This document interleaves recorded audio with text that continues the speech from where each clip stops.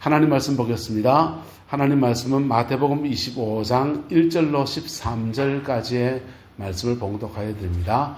그때의 천국은 마치 등을 들고 신랑을 맞으러 나간 10 처녀와 같다 하리니 그 중에 5은 미련하고 5은 설지 있는 자라. 미련한 자들은 등을 가지되 기름을 가지지 아니하고 설지 있는 자들은 그릇에 기름을 담아 등과 함께 가져갔더니 신랑이 드디 오므로 다 졸며 잘세. 밤중에 소리가 나되 보라 신랑이로다 맞으러 나오라 하매 이에 그 처녀들이 다 일어나 등을 준비할세. 미련한 자들이 설지 있는 자들에게 이르되 우리 등불이 꺼져가니 너희 기름을 좀 나눠달라 하거늘 설지 있는 자들이 대답하여 이르되 우리와 너희가 쓰기에 다 부족할까 하노니 차라리 파는 자들에게 가서 너희 쓸 것을 사라 하니 그들이 살아간 사이에 신랑이 오므로 준비하여 있던 자들은 함께 혼인잔치에 들어가고 문은 닫힌지라. 그 후에 남은 처녀들이 와서 이르되 주여 주여 우리에게 열어주소서. 대답하여 이르되 진실로 너희에게 이르노니 내가 너희를 알지 못하노라 하였느니라. 그런즉 깨어있으라. 너희는 그날과 그때를 알지 못하느니라. 아멘.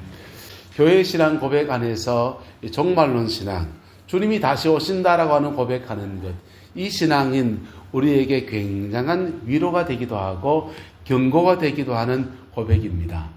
한국교회가 잃어버린 고백이 있다면 이 종말론 신앙입니다. 왜 잃어버렸냐?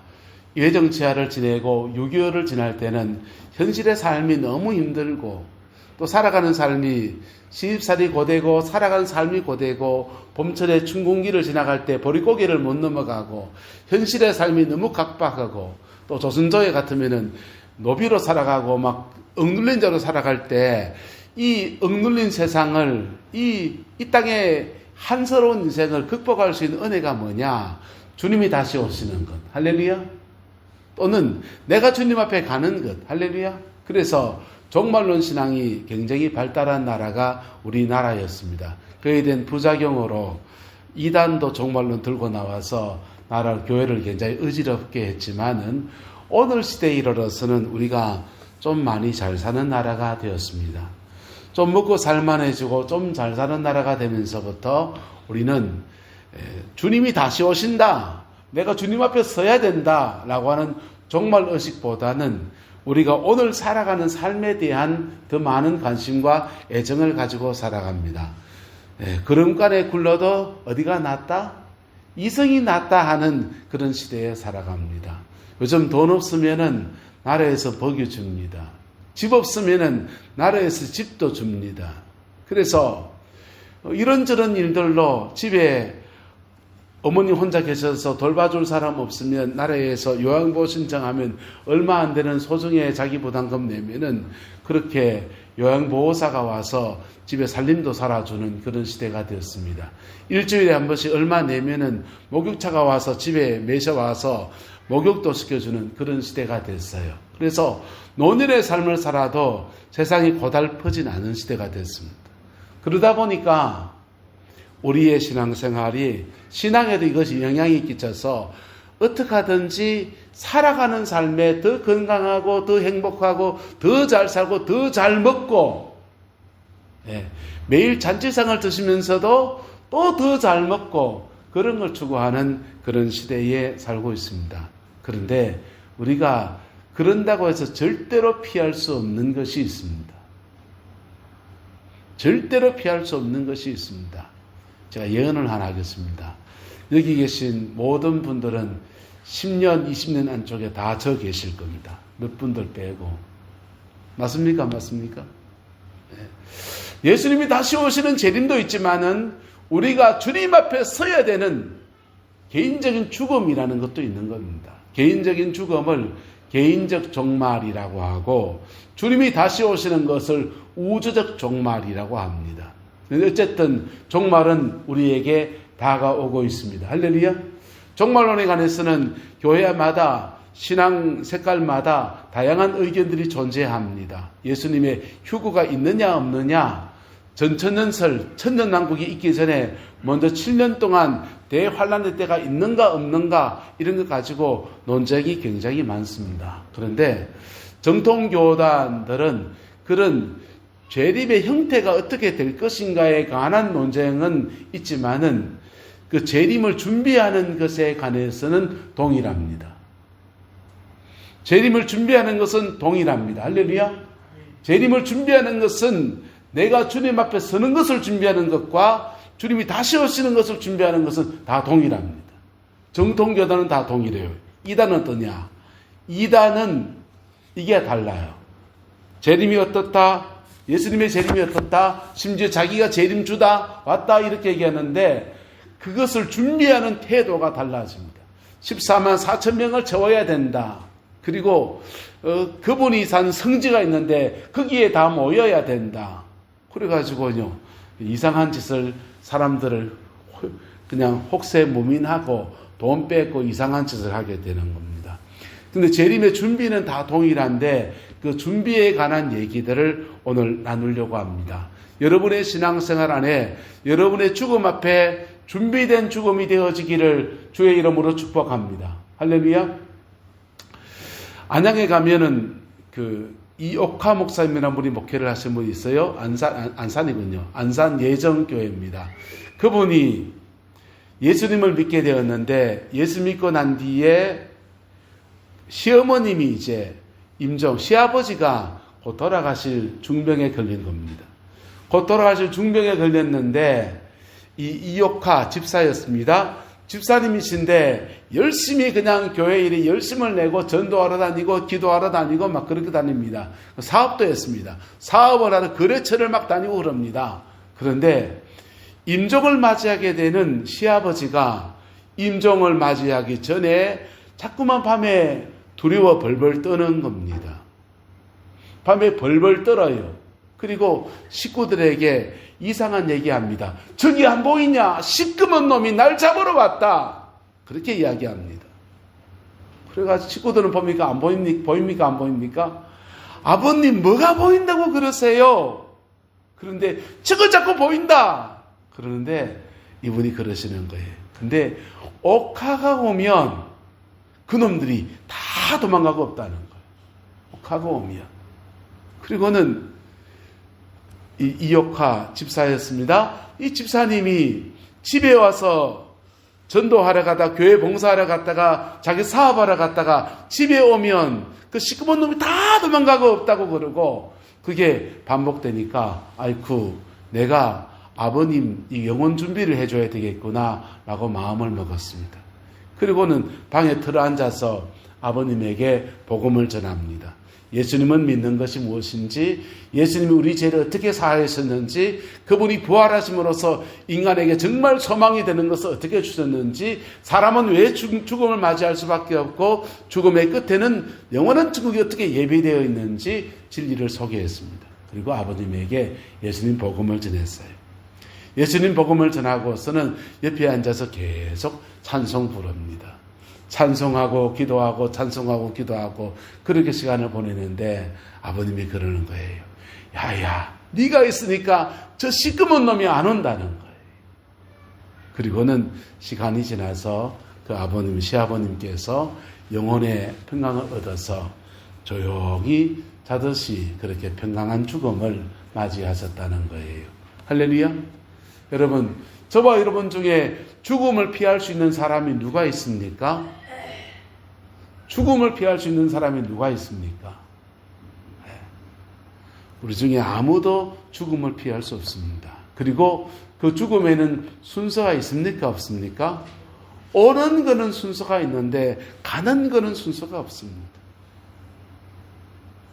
근데 가는 거 순서가 없는데 어떻게 가든지 간에 준비된 죽음이 저와 여러분들의 것이 되기를 예수님의 이름으로 축복합니다. 이것을 잘 준비하는 것이 잘 준비하다가 살아있는 동안에 예수님이 재림하시면 휴거, 공중에 휴거 들림받는다. 들림 받을 수도 있고 안 받을 수도 있고 그 교리가 완전 성경적으로 이것이 옳다 저는 논쟁 중에 있기 때문에 들림 받는다 하면 주님이 들림 받게 하실 거고 휴거가 아니고 지상에서 주님을 맞이한다 하면 그때도 살아있는 중에 주님을 맞이하게 될 것입니다. 할렐루야. 이 은혜와 축복이 저와 여러분과 함께하게 되기를 예수님의 이름으로 축복합니다. 돌아가신 김덕신 목사님께서는 성도가 임종을 할 때 세 가지를 가지고 하나님 앞에 가야 된다라고 말씀하셨어요. 그분께서는 뭐라고 말해요? 뭘 세 가지 가져가야 되느냐? 우리는 흔히 공수래 공수거다라고 합니다.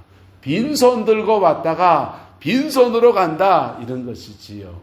그런데 우리가 임종을 맞이할 때 빈손으로 가지 않는다는 거예요. 첫 번째 우리가 가지고 가야 될 것은 따라합시다. 거듭난 생명. 거듭난 생명을 가지고 가야 된다는 거예요. 두 번째 우리가 하나님 앞에 가지고 가야 될 것은 거듭난 성품. 따라합시다. 거듭난 성품. 예수 믿는데 참 못된 사람 들어 있습니다. 예수 믿는데 참 못된 사람 들어 있습니다. 근데 예수님 안에서 내 인격과 성품이 주님을 닮아서 거듭난 성품 가지고 가야 된다는 겁니다. 세 번째 하나님 앞에 가지고 가야 될 것은 따라합시다. 거듭난 관계. 사람과 사람 사이에 어떻게 관계 맺기를 했느냐, 거듭난 관계를 가지고 가야 된다. 그분은 그렇게 말씀하셨어요. 그런데 마태복음 25장에 보면은 세 가지 비유가 나옵니다. 이 세 가지 비유에서 우리가 하나님 앞에 무엇을 가지고 가야 될 것인가를 세 가지를 얘기해요. 마태복음 25는 조금 다르게 얘기합니다. 첫 번째 나오는 열 처녀의 비유는 거듭난 생명. 따라합시다. 거듭난 생명. 예수님을 믿고 거듭난 사람은 자기 안에 누가 계십니까? 성령님이 계신 거예요. 누가 계신다고요? 성령님이 계신 거예요. 성령 받아서 방언을 해야만 성령이 계십니까? 아니요. 방언은 받지 않아도 성령님 계십니다. 할렐루야. 거듭난 사람에게 성령님 계십니다. 그래서 거듭난 생명. 열처녀 비유는요. 두 번째 탈란트 비유는 하나님 앞에 남겨가야 될 게 있다는 거예요. 우리에게는 하나님이 시간이라는 것을 주셨고 재능이라는 것을 주셨고 지식이라는 것을 주셨고 성령의 은사를 주시기도 하고 직분을 주시기도 하고 다양한 것들을 저와 여러분에 맡겨줬어요. 할렐루야. 그래서 맡겨주신 것 가지고 그것을 충성한 사람들에게는 하나님 앞에 남겨둘 것이 있어서 네가 작은 일에 충성하였으니 뭐하였으니? 충성하였으니 내 주인의 즐거움에 참여할지어다 라고 하시는 은혜를 주셨습니다. 그래서 청지기로 살아갔던 자기 삶의 모든 수확들을 가지고서 하나님 앞에 서게 된다는 것. 세 번째, 양과 염소의 심판 비유의 기준은 뭡니까? 양들에게 말합니다. 내가 갇혔을 때 너희가 와서 돌아보았고 굶주렸을 때 먹을 것을 주었고 줄일 때에 마실 물을 주었다라고 말합니다. 바로 거듭난 관계에 관한 얘기예요. 할렐루야. 천국에 갔을 때 저와 여러분들을 하나님이 양으로 칭함받을 사람들이 여러분 주변에 있는 사람들 중에 일어나게 되기를 예수님의 이름으로 축복합니다. 그래서 천국 앞에 섰을 때 마태복음에 세 가지, 거듭난 생명, 살아온 삶에 대한 거듭난 상 받는 저와 여러분 되길 축복합니다.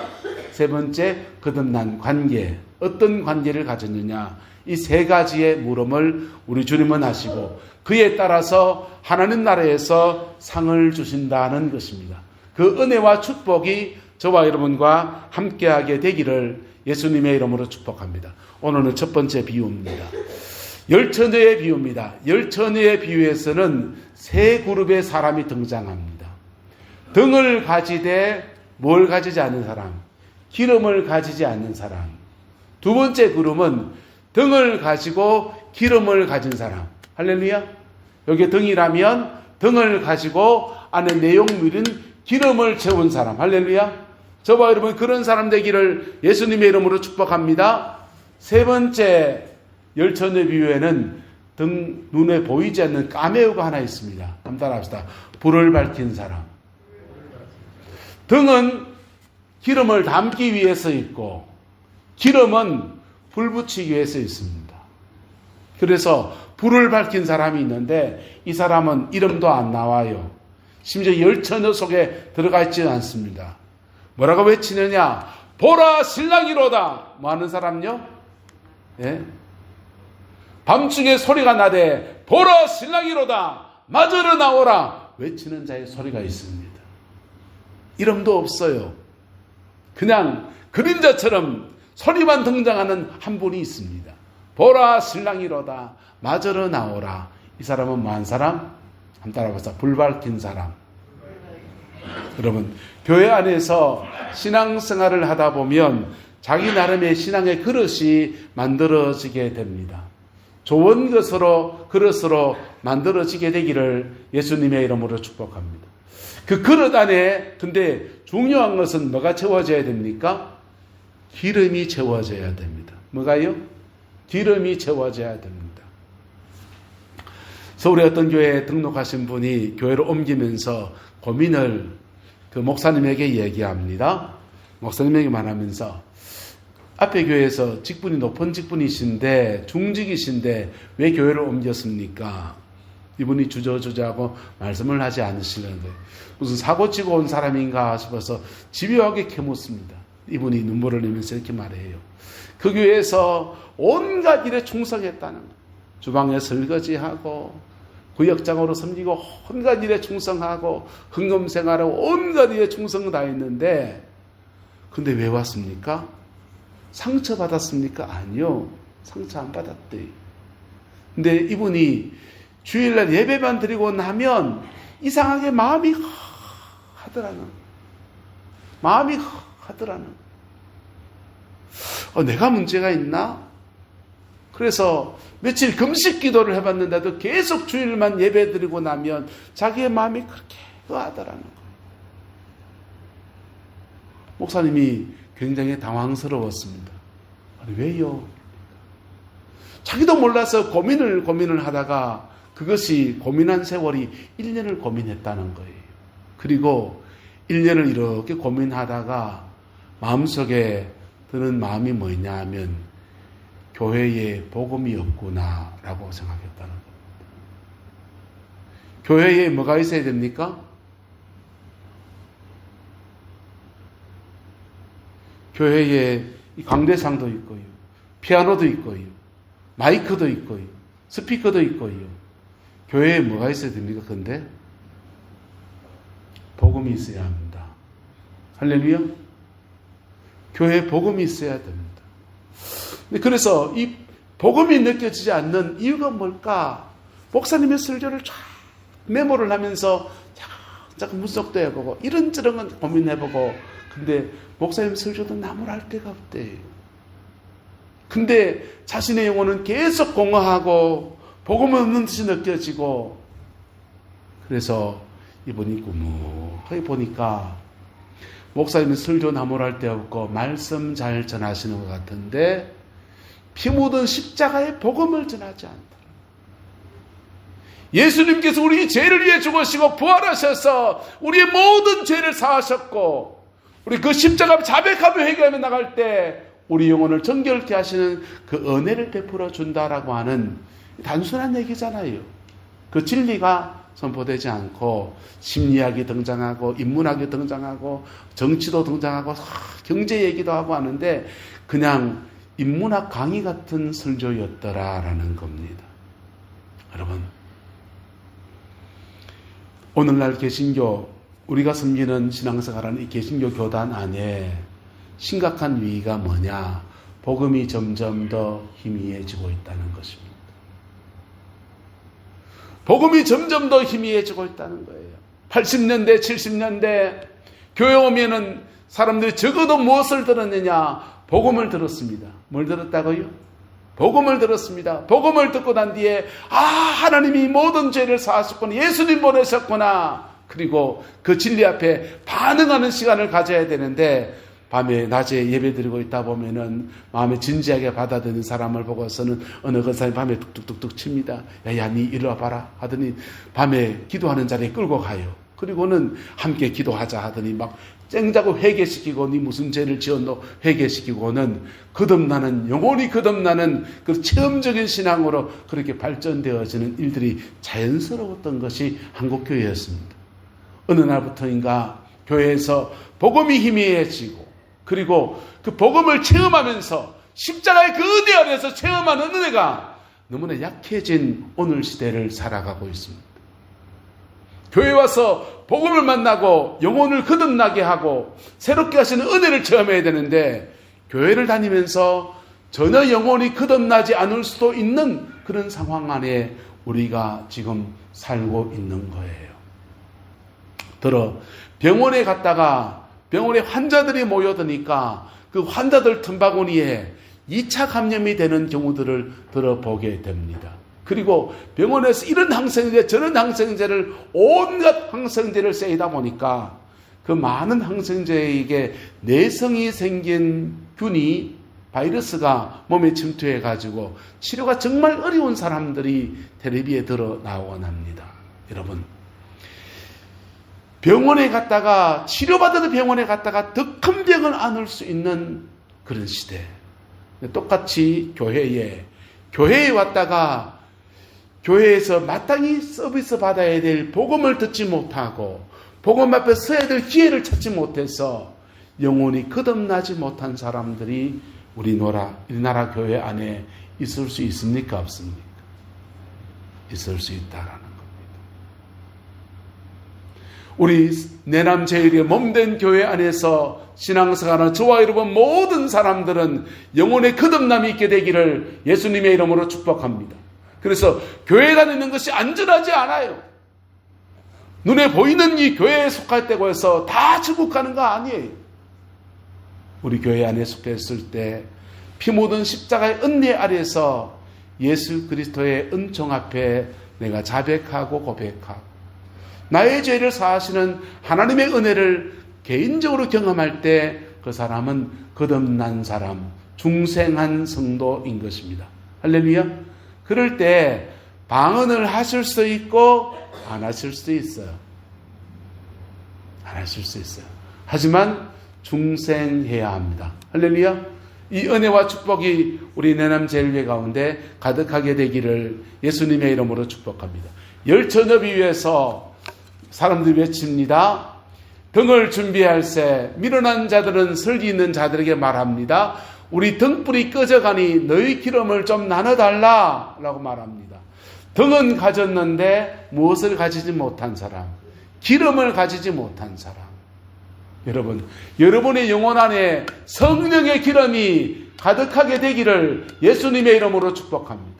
성령의 기름이 가득한 사람들은 여기에다가 뭐만 붙이면 돼요? 불만 붙이면 됩니다. 근데 성령의 기름이 그에게 있는 것이 자랑거리가 된 사람들이 한국교회에 들어 많이 있습니다. 특별히 은사주의자들 속에 이런 거 많이 있습니다. 은사를 받았으면 어땠다고요? 방언을 한다 하시면 좋지. 한 게 어땠다고요? 여러분, 성령의 그릇은 뭘 받기 위해서? 기름을 담기 위해서 좀 필요하고, 그 기름은 뭘 위해서? 불을 밝히는 저와 여러분 되기를 예수님의 이름으로 축복합니다. 불을 밝히는 사람이 되면 이 기름이 심지에 불을 밝히게 되면 그 사람은요, 그 사람이 가지고 있는 재능 안에 성령의 불이 붙어지게 되면 그 재능 안에서 하나님께 복되게 쓰임받는 은혜의 역사가 일어나게 됩니다. 할렐루야. 심지어 불을 밝히게 되면 그가 가지고 온 재능 안에서 하나님의 은혜가 막 풀어지기 시작합니다. 다윗이라고 하는 사람은 원래부터 물맷돌을 돌리는 재능이 있었습니다. 물맷돌을 돌리는 재능이 있었는데 그 재능이 양떼를 해치고 있는 늑대를 쫓아내고 그렇게 표범을 쫓아내고 양떼를 지키는 데 사용되어지는 재능이었습니다.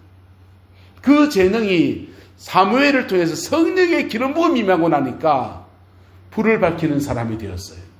그때부터 다윗의 재능이 적장 골리앗을 꺾어 이기는 나라를 구원해내는 놀라운 도구로 쓰임받습니다. 할렐루야. 다윗은 원래부터 수금을 타며 음악을 즐기는 사람이었습니다. 한 깨꼴깨꼴 하시는 분이었습니다. 찬양 좋아하고 노래 좋아하는 사람이었습니다. 그런데 사무엘을 통해서 성령님의 기름 부음 받고 나니까 수금을 타는 그의 재능이 사울 왕에게 임했던 악한 귀신을 쫓아내는 영적인 도구로 사용이 되었어요. 할렐루야. 저와 여러분들이 무슨 재능을 가지고 있든지 성령의 불이 붙기를 예수님의 이름으로 축원합니다. 그럴 때 여러분이 가지고 있는 재능 안에서 하나님의 놀라운 역사들이 일어납니다. 그 놀라운 역사들이 일어날 때 때로는 어떤 사람들에게는 은사를 주어서 그 재능에 다른 방법, 영적인 재능을 열어주는 사람들이 있습니다. 하는 참 놀라운 일이 있습니다. 대구의 양령시장에 정장로님이란 분이 계셨습니다. 이 장로님이 원래는 비누를 만들어 팔고 이런 분이었습니다. 비누를 만들어서 팔고 있는데 주변에 보니까 양령시라서 약 파는 겁니다. 한약을 조제해서 파는데 그 약 사러 사람들이 오는데 저게 이문이 더 많을 것 같습니다. 그리고는 보니까는 무슨 면허증이 있을 때도 아니고 그때는 그냥 너도 나도 한약방 열면 되는 시대였습니다. 그래서 자기도 비누 팔던 공장 그 사무실을 뒤엎어버리고 약을 팔기 시작합니다. 약을 팔기 시작하는데 똑같은 약인데 정장로님이 지어서 약을 파는 데는 놀라운 치유가 일어나는 거예요. 심지어 임신하지 못하는 사람들이 정장로님의 약 받아 먹으면은 그 아기를 대방다방 가지는 것. 그래서 이분이 그 받은 은혜 때문에 너무 감사해서 그 옆에 서연교회라는 교회를 자기 사재를 다 털어서 예배당을 짓는데 헌신을 했습니다. 이분이 하나님 앞에 믿음으로 살아가는 중에 약을 파는데 그 약 안에 뭐가 역사하는지 하나님의 영이 함께 역사하기 시작하니까 심지어 약이 다 떨어져서 옆집 약방에 있는 것을 떼와서 파는데도 똑같은 역사가 막 일어나는 겁니다. 여러분, 성령이 여러분의 모든 삶의 자리 안에 성령의 불을 붙여주시는 은혜가 있게 되기를 주님의 이름으로 축원합니다. 불일 듯 일어나는 역사 안에서 그는 그의 삶의 자리 안에 풍성함을 경험하고 그 속에서 교회를 지어서 하나님께 봉헌에 올려드렸습니다. 여러분, 오늘 열처녀 비유는 저와 여러분 안에 기름이 있는가 없는가에 대한 중요한 문제입니다. 성령의 체험이 있는가 없는가, 여러분 은사를 경험할 수도 있고 안 할 수도 있는데 그보다 더 중요한 것은 피 묻은 십자가를 경험했는가입니다. 여러분, 신앙생활하면서 피 묻은 십자가를 경험해 본 적이 있습니까? 나의 죄를 내주신 예수님의 은혜가 내 영혼 속에 스며들어오고 그 속에서 꼬꾸라지듯이 나의 죄를 자백하고 내가 다른 사람의 상처 준 것을 고백하고 그렇게 자백해 본 경험이 있습니까? 그렇게 자백하고 경험에 들어가면 그 고백에 대해서 하나님이 응답하십니다. 할렐루야.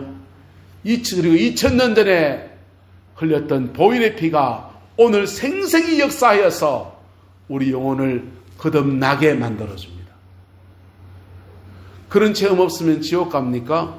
저는 몰라요. 그런 체험 없다고 해서 지옥 간다 단정하기는 어려워요. 그러나 그런 체험한 사람들은 확실히 천국 간다고 말씀드릴 수 있습니다. 부산에서 목회할 때입니다. 한 분이 구역에 한 분이 등록을 하셨는데 이분이 6.25 때 남편이 전쟁에 나갔다가 참전해서 죽었습니다. 그리고는 남편이 죽고 나니까 시어머니가 기세등등한 시어머님께서 내 아들 잡아먹은 년! 하면서 이 며느리의 기대기를 때린 겁니다. 한쪽 귀 고막이 나갔습니다. 그래서 한쪽 귀 고막이 나갔는데 귀가 잘 들리지 않습니다. 그리고 복중에 남편의 아기가 있어서 그 아기 놓고서 그렇게 사시던 분이에요. 이분이 교회의 경로대학을 통해서 교회를 나오시는데 신방을 가보니까 귀가 잘 안 들려요. 그리고 한글, 글을 몰라요. 이 사람의 영혼을 내가 어떻게 양육해야 될 것인가 심각한 고민에 빠졌습니다. 어떻게 양육하지 그러다 보니까 몇 주간이 지났습니다. 근데 갑자기 부산에 있는 봉생병원에서 이분이 입원했다고 전화가 왔습니다. 며느리가 전화 와서 자기 시어머니가 입원했다고 신방 한번 와줄 수 있냐고 했습니다. 쫓아갔습니다. 가니까 중풍이 와서 한쪽이 마비가 된 겁니다. 한쪽이 마비가 돼서 전에는 저를 보면서 알아보시고 요구르트도 주시고 뭐 섬겨주신다고 막 그러시던 분이 못 알아봐요. 그리고 귀는 안 들리고 이제는 저를 못 알아보고, 아이쿠 내가 이 영혼에게 복음을 제대로 전할 수 있는 기회를 놓친 것이 아닌가 라는 걱정이 되었습니다. 봉생병원에 며칠 계시더니 봉생병원에서 더 이상 살기 어렵다고, 집에서 장례를 치를 것입니까? 병원에 치를 것? 그때는 그렇게 물었지 않습니까? 병원에 치를 것입니까? 이분을요 집에다가 매셨다가 돌아가셨다는 거예요. 집에다 매셨는데 며느리가 임종까지 이렇게 어머님을 수발드는데 어머님이 돌아가시고 전화가 왔어요. 전화가 와서 이렇게 묻습니다. 목사님, 교회에서 혹시 메리치 노래를 가르쳤습니까? 메리치 노래요. 교회에서 멸치 노래 안 가르쳤습니다. 이분이 그래요. 며느리가. 우리 어머님이 메리치 노래를 부르시더니 그리고는 돌아가셨다는 거예요. 어떻게 돌아가요? 편히 돌아가셨는데 메리치 노래 부르시고 돌아가셨다는 거예요. 그래서 쫓아갔습니다. 쫓아가서 메리치 노래 그럼 어떻게 부릅니까? 이런 물어보니까 이분이 그럽니다. 중풍이 걸려서 발음이 정확하지 않으니까 어설프게 부른 밀치 이렇게 불렀다는 거. 뭡니까? 며칠 후 요단강 건너가 만나리. 이분은 며칠 후 찬양을 하는데 하나님은 그것을 며칠 후로 듣는데 입이 어눌해서 중풍이 와서 아멘 와사가 와서 발음이 불분명한 분이 부르니까 며느치로 그래 들려진 것이지요. 참 묘합니다. 알고 보니 구역장이 이분에게 무슨 양육을 하겠나, 찬송 하나 부르고 이거 부르고 전당 갈 준비했어 이래가지고 가르친 노래가 며칠 후 요단강 건너가 만나리. 여러분 천국 갈 준비되어 있습니까? 주님을 맞이할 수 있는 준비가 여러분에게 되어 있습니까? 그것은 다른 것이 아니라 피 묻은 십자가에서 나의 죄를 위해서 죽으신 예수님, 그분을 나의 구주로 인정하고 받아들이고, 그리고 내가 지은 모든 죄들을 주님 앞에 고백하고 사죄의 근정을 구하며 나갈 때 주님은 외면하지 아니하시고 우리의 죄를 사하시는 은혜를 베풀어 줍니다. 조금 길어졌지만 한마디 예언만 더 하고 마칩니다. 이건호 목사님이라고 대구 순복음교회 목사님이 있습니다. 이분도 아버지 전도하려고 몸부림을 쳤는데 아버님이 예수님을 안 믿습니다. 그리고는 아버님 복수가 차서 암에 걸려서 이 간암에 걸려 복수가 차오르시는데 암투병 중에 아들 목사님이 가서 아버님한테 예수 믿으라고 권합니다. 아버지 이제라도 예수님 믿으세요. 지금이라도 믿어도 되겠나? 아니요, 지금 믿어도 됩니다 라고 복음을 전했습니다. 그리고 아들에게 세례를 받고, 그리고는 그래도 좀 불안하잖아요. 이건호 목사님이 아버지에게 권해요. 이 기도 따라하라는 겁니다. 한번 따라합시다. 죄가 있으면 기억나게 하시고, 상처가 있으면 떠오르게 해주세요. 죄가 있으면 기억나게 하시고 상처가 있으면 떠오르게 해주세요. 그렇게 고백하라는 겁니다. 그리고는 그래가 죄가 떠오르면 어째야 되는데 회개하시고, 상처가 떠오르면요 상처 속에서 하나님 그 상처 나 만져주세요. 그래 기도하시겠습니다. 아버지가 그 기도를 계속 병상에 누워서 합니다. 죄가 있으면 기억나게 하시고 상처가 있으면 떠오르게 해주세요. 그렇게 기도하는데 그분이 살아왔던 모든 삶이 조마등같이 둥둥 떠오르고 자신의 죄를 자백하고 깨끗이 영혼이 정결하게 되어서 천국 가는 은혜를 얻게 되었습니다. 할렐루야.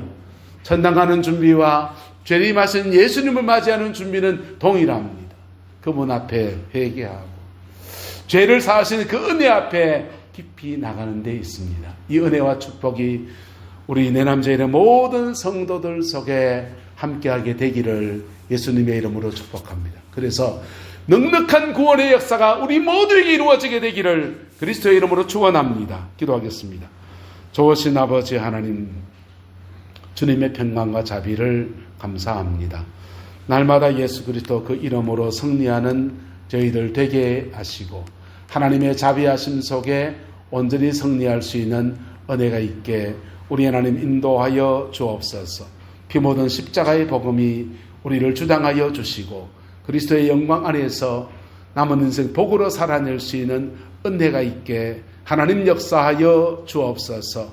여호와께서 온전한 은혜와 사랑으로 함께해 주시기를 원합니다. 지금은 우리 구주 예수 그리스도의 은혜와 우리 하나님의 그 크신 사랑과 성령 하나님의 내주 교통 역사, 충만하신 역사가 오늘 주신 말씀을 믿음으로 붙들고 내 영혼 하나님 앞에 깊이 들고 나가기를 소망하는 내남제일의 모든 성도들 위에, 자녀 손들 위에, 가정과 삶의 모든 자리들 위에 지금부터 영원토록 함께 계시기를 간절히 축원하옵나이다.